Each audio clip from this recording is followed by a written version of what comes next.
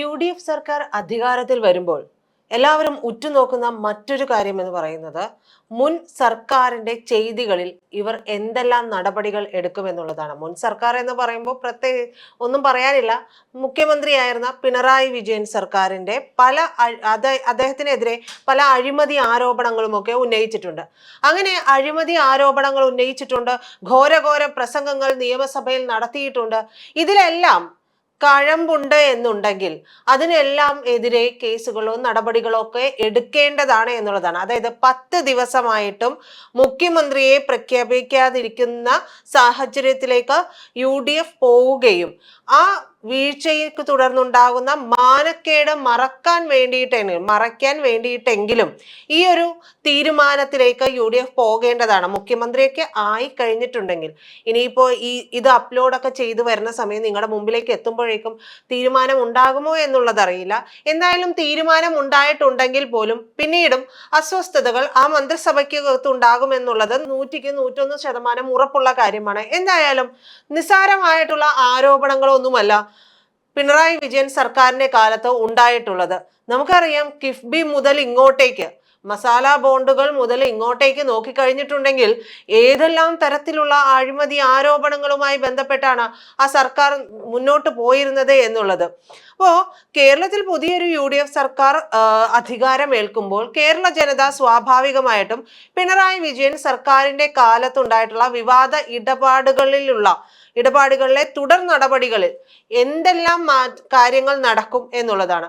Compromise ചെയ്യൽ ഉണ്ടാകുമോ? Compromise ചെയ്യൽ ഉണ്ടാവുകയാണ് എന്നൊരു ചിന്ത വരികയാണ്, അല്ലെങ്കിൽ അങ്ങനെ ഒരു വിലയിരുത്തൽ വരികയാണെങ്കിൽ സ്വാഭാവികമായിട്ടും വാളയാറിനപ്പുറം ഇന്ത്യ മുന്നണിയാണ്. ഈ ഇന്ത്യ മുന്നണി ഇവിടെയും പ്രവർത്തിക്കുന്നു എന്നുള്ള നിലയിലേക്ക് കാര്യങ്ങൾ മാറാനുള്ള സാധ്യതകളുണ്ട്. എന്തായാലും അധികാരം ഏറ്റെടുത്തിട്ടുണ്ടെങ്കിൽ ഈ പറയുന്ന UDFന്റെ ഭാഗത്ത് നിന്നുള്ള ആളുകൾ വിലയിരുത്തുന്നത് അനുസരിച്ചാണ് എന്നുണ്ടെങ്കിൽ ആദ്യം കൈവയ്ക്കാൻ പോകുന്നത് കിഫ്ബിയുമായിട്ടും മസാല ബോണ്ടുമായിട്ടും ബന്ധപ്പെട്ടിട്ടുള്ള ഫയലുകളിലായിരിക്കാനാണ് എന്നുള്ള ഒരു സൂചനകൾ വരുന്നുണ്ട്. അപ്പോൾ ലണ്ടൻ സ്റ്റോക്ക് എക്സ്ചേഞ്ചിൽ മസാല ബോണ്ട് ലിസ്റ്റ് ചെയ്തതുമായി ബന്ധപ്പെട്ട് ഉയർന്നിട്ടുള്ള അഴിമതി ആരോപണങ്ങളാണ്. ഈ ആരോപണങ്ങളിൽ വിജിലൻസ് അന്വേഷണത്തിനോ പ്രത്യേക അന്വേഷണ സംഘത്തിനോ ഒരു പുതിയ SITക്കോ ഒക്കെ രൂപം നൽകാനുള്ള സാധ്യതകളുണ്ട്. ഈ സാധ്യത എന്ന് പറയുമ്പോൾ ഇതുമായി ബന്ധപ്പെട്ട മസാല ബോണ്ടിലെ ഇടപാടിലെ സൂത്രധാരൻ എന്ന് വിശേഷിപ്പിക്കുന്ന മുൻ ചീഫ് സെക്രട്ടറി, നിങ്ങൾ ആരും മറന്നിട്ടുണ്ടാവില്ല, കിഫ്ബിയുടെ CEO കൂടിയായിരുന്നു KM എബ്രഹാം. മുഖ്യമന്ത്രി ആയിരുന്ന സമയത്ത് പിണറായി വിജയൻ KM എബ്രഹാമിനെയൊക്കെ പൊന്നുപോലെ, കണ്ണിലെ കൃഷ്ണമണി പോലെ നോക്കിക്കൊണ്ടിരുന്നതാണ്. അപ്പോൾ ആ പറയുന്ന KM എബ്രഹാമിനെതിരെ നടപടി ഉണ്ടാകുമോ? സ്ഥാനം ഒഴിഞ്ഞിട്ടുണ്ട്, എന്തായാലും നടപടി ഉണ്ടാകുമോ എന്നുള്ളത് എല്ലാവരും സാഗൂതം വീക്ഷിക്കുന്ന ഒരു കാര്യമാണ്. കിഫ്ബിയുടെ എല്ലാമായിരുന്നു, ആത്മാവും ജീവാത്മാവും പരമാത്മാവും ഒക്കെ ആയിരുന്നു KM എബ്രഹാം. അതിന്റെ കിഫ്ബിയുമായി ബന്ധപ്പെട്ട് വരുമ്പോൾ തോമസ് ഐസക്കുമായി ബന്ധപ്പെട്ടുള്ള വിഷയങ്ങൾ, KM എബ്രഹാം, അങ്ങനെ ഒരു നീണ്ട നിരയിലേക്ക് കാര്യങ്ങൾ പോകുന്ന സാഹചര്യം ഉണ്ടാകും എന്നുള്ളതാണ്. അപ്പോൾ കിഫ്ബിയുടെ ഇത്തരത്തിലുള്ള അതായത് തിരഞ്ഞെടുപ്പ്, അതിന്റെ പ്രവർത്തനങ്ങൾ എല്ലാം തന്നെ വിദേശ ഏജൻസികൾക്ക് കേരളത്തിന്റെ സാമ്പത്തിക താല്പര്യങ്ങളൊക്കെ പണയപ്പെടുത്തി, അങ്ങനെയായിരുന്നു ആക്ഷേപമൊക്കെ. അപ്പോൾ പണയപ്പെടുത്തിയിട്ടുണ്ടോ, അതുമായി ബന്ധപ്പെട്ടിട്ട് പ്രശ്നങ്ങൾ ഉണ്ടായിട്ടുണ്ടോ, അതിലെ നടപടിക്രമങ്ങളിൽ വീഴ്ചകൾ പറ്റിയിട്ടുണ്ടോ എന്നുള്ളതൊക്കെ ആയിരിക്കും ഈ സർക്കാർ പരിശോധിക്കുക. അതോടൊപ്പം തന്നെയാണ് IAS ഉദ്യോഗസ്ഥനായിട്ടുള്ള സഞ്ജീവ് കൗശിക്കിന്റെ പങ്ക് കൂടി ഇതിലേക്ക് വരുന്നത്. എന്നാൽ ഈ സഞ്ജീവ് കൗശിക് എന്ന് പറയുന്ന മുതിർന്ന IAS ഉദ്യോഗസ്ഥന് ഇതിൽ കൃത്യമായിട്ടുള്ള ഇതിലേക്ക് പങ്കില്ല എന്നൊക്കെ പറയപ്പെടുന്നുണ്ട്. പക്ഷേ KM എബ്രഹാമുമായി ചേർന്നുകൊണ്ട് നിന്ന ഒരു ഉദ്യോഗസ്ഥനായതുകൊണ്ട് അദ്ദേഹത്തിന്റെ പേര് കൂടി വരുന്നുണ്ട്. എന്തായാലും ഇതെല്ലാം ആരോപണങ്ങളാണ്, അത് തെളിയിക്കപ്പെടേണ്ടതാണ്. കിഫ്ബിയും മസാല ബോണ്ടും KM എബ്രഹാമിന് അതിലുള്ള പങ്ക്, തോമസ് ഐസക്കിന്റെ ഇത് സ്ഥാപിക്കൽ, ഇതെല്ലാമായി ബന്ധപ്പെട്ടുകൊണ്ടുള്ള അന്വേഷണങ്ങൾ ഉണ്ടാകാനുള്ള സാധ്യതകൾ ഈ പറയുന്ന UDF സർക്കാരിന്റെ അന്വേഷണങ്ങളിലെ ആദ്യത്തെ ഒന്നായിട്ട് കണക്ക് കൂട്ടുന്നുണ്ട്. അപ്പോൾ സംസ്ഥാനത്തിന്റെ കടബാധ്യതകൾ വലിയ ചർച്ചയാകുന്ന ഒരു സാഹചര്യത്തിലാണ്. 6 ലക്ഷം കോടിയോളമാണ് പൊതുകടം എന്ന് പറയുന്നത്. അപ്പോൾ സർക്കാരിന്റെ ഈ പറയുന്ന കടബാധ്യതയൊക്കെ ചർച്ചയാകുമ്പോഴാണ് മസാല ബോണ്ടിൽ ഉണ്ടായിട്ടുള്ള ഉയർന്ന പലിശ നിരക്കും കമ്മീഷൻ ഇടപാടുകളും ഒക്കെ സർക്കാരിനെ പ്രതിരോധത്തിലാക്കാനായിട്ട്. അപ്പോൾ മസാല ബോണ്ടിലെ ഉയർന്ന പലിശ നിരക്കും കമ്മീഷൻ ഇടപാടുകളും ഒക്കെ ആ സർക്കാരിനെ, പിണറായി സർക്കാരിനെ പ്രതിരോധത്തിലാക്കിയിട്ടുണ്ടോ എന്നുള്ള കാര്യങ്ങളും UDF ആയുധമാക്കാനുള്ള സാധ്യതയുണ്ട്. കാരണം പ്രതിപക്ഷത്തിരുന്ന സമയത്ത് ഉന്നയിച്ചിട്ടുള്ള അഴിമതി ആരോപണങ്ങളുണ്ട്. ഈ അഴിമതി ആരോപണങ്ങളിലൊക്കെ കഴമ്പുണ്ട് എന്നുണ്ടെങ്കിൽ സ്വാഭാവികമായിട്ടും ജനം ചോദിക്കും. ഇത്രയും പ്രശ്നങ്ങൾ ഉണ്ടായി ഒരു മുഖ്യമന്ത്രി കൂടി രൂപപ്പെട്ട് ഈ ഒരു സർക്കാർ പ്രവർത്തനം തുടങ്ങുമ്പോൾ സ്വാഭാവികമായിട്ടും ജനം ചോദിക്കും, നിങ്ങൾ തമ്മിൽ എന്തെങ്കിലും ടേംസ് ആൻഡ് കണ്ടീഷൻസ് ഉണ്ടോ? അപ്പൊ നിങ്ങൾ പ്രതിപക്ഷത്തിരുന്ന സമയത്ത് പിണറായി സർക്കാരിനെതിരെ ഇത്രയധികം ആരോപണങ്ങളൊക്കെ ഉന്നയിച്ചല്ലോ, ഈ ആരോപണങ്ങളിലൊന്നും എന്താണ് നിങ്ങൾ നടപടി എടുക്കാത്തത് എന്നുള്ളത് ചോദ്യം ഉയർന്നു വരിക തന്നെ ചെയ്യും. അപ്പോൾ അതിനെ ഫേസ് ചെയ്യണമെന്നുണ്ടെങ്കിൽ അതിൻ്റെ ഒരു രീതി എന്നനുസരിച്ചിട്ട് അതിലേക്ക് അന്വേഷണങ്ങൾ വരേണ്ടത് സ്വാഭാവികമായും ഉള്ള നീക്കമായിട്ട് മാറുകയും ചെയ്യും.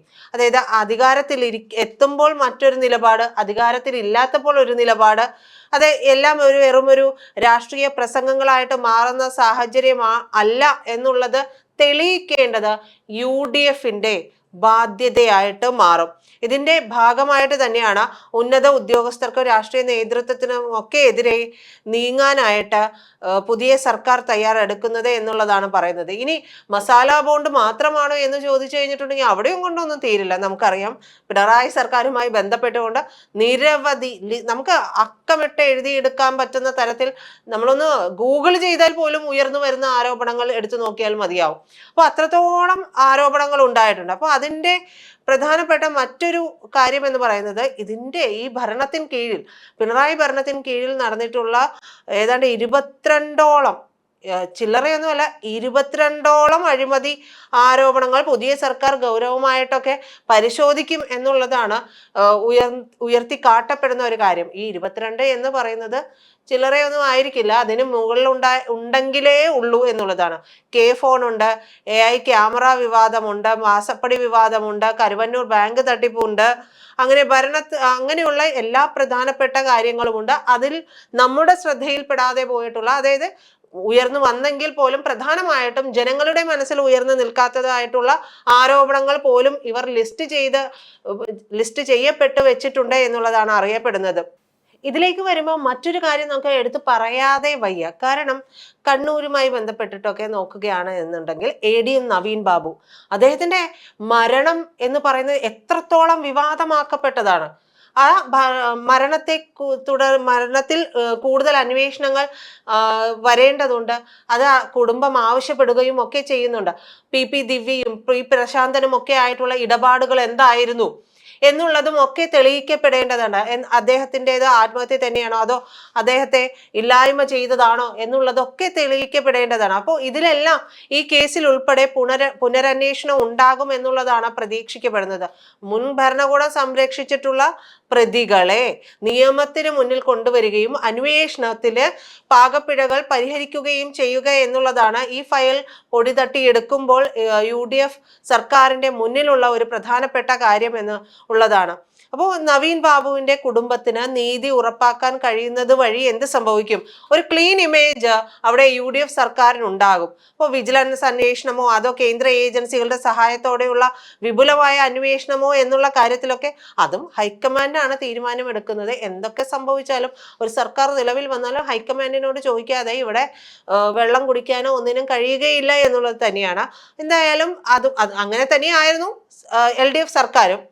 എല്ലാം തീരുമാനപ്രകാരമായിരുന്നു എന്നുള്ളതാണ്. അപ്പോൾ മസാല ബോണ്ടിന്റെ വിദേശ വിനിമയ ചട്ടലംഘനങ്ങളൊക്കെ ഇതിനകം തന്നെ ED അന്വേഷിക്കുന്നുണ്ട് എന്നുണ്ടെങ്കിൽ പോലും അതിലെ അഴിമതി വശങ്ങൾ സംസ്ഥാന വിജിലൻസിനെ കൊണ്ട് അന്വേഷിപ്പിക്കാനാണ് ഇപ്പോഴുള്ള നീക്കങ്ങൾ നടക്കുന്നത്. അപ്പോൾ ഉന്നതരായിട്ടുള്ള IAS ഉദ്യോഗസ്ഥർ പ്രതിക്കൂട്ടിലാവുകയും ചെയ്യും. ആ പ്രതിക്കൂട്ടിലാകുന്ന IAS ഉദ്യോഗസ്ഥർ അവരുടെ ജീവിതം അവിടെ ഹോമിച്ച് ജയിലിൽ കിടക്കുമോ അതോ മറ്റ് എന്താണ് ഉയർന്ന തട്ടിലുള്ള തങ്ങൾക്ക് മുകളിൽ ദൈവമായിട്ടൊക്കെ നിലകൊണ്ടിട്ടുള്ളവരിലേക്കുള്ള രീതിയിലേക്കുള്ള എന്തെങ്കിലും മൊഴി കൊടുക്കുമോ? അങ്ങനെയാണെങ്കിൽ അവരിലേക്ക് അന്വേഷണം പോകുമോ എന്നുള്ളതാണ് പിണറായിയെ ഏറ്റവും കൂടുതൽ ഇനി വിയർപ്പിക്കാൻ പോകുന്ന ഒരു കാര്യം. അപ്പോൾ മുൻ മുഖ്യമന്ത്രിയായിരുന്ന പിണറായി വിജയന്റെ വിശ്വസ്തരായിട്ടുള്ള ഉദ്യോഗസ്ഥരൊക്കെയാണ് ഈ ആരോപണങ്ങളിലെല്ലാം ഉൾപ്പെട്ട് കിടക്കുന്നത്. അപ്പോൾ അവരെ പ്രധാന പദവികളിൽ നിന്നും മാറ്റി നിർത്തുന്നതിനൊപ്പം തന്നെ അവരുടെ കാലത്തെ സാമ്പത്തിക തീരുമാനങ്ങളെല്ലാം തന്നെ ഓഡിറ്റിങ്ങിന് വിധേയമാക്കുക കൂടി ചെയ്യുന്നുണ്ട്. അപ്പോൾ കിഫ്ബിയുടെ ഫണ്ട് വിനിയോഗം, കരാർ നൽകിയതിലുള്ള സുതാര്യത എന്നിവയൊക്കെ പരിശോധിക്കാനായിട്ട് പ്രത്യേക സമിതിയെയും നിയോഗിക്കാനുള്ള സാധ്യതകൾ കൂടുതലുണ്ട്. എന്തായാലും ഇത്തരത്തിലുള്ള അന്വേഷണങ്ങളെല്ലാം തന്നെ പ്രതിപക്ഷ നേതാവായിട്ട് ഇരിക്കുകയാണെങ്കിൽ പോലും പിണറായിയെ വിറപ്പിക്കാൻ, വിയർപ്പിക്കാൻ പോകുന്നവയാണ് എന്നുള്ളത് പറയാതെ വയ്യ.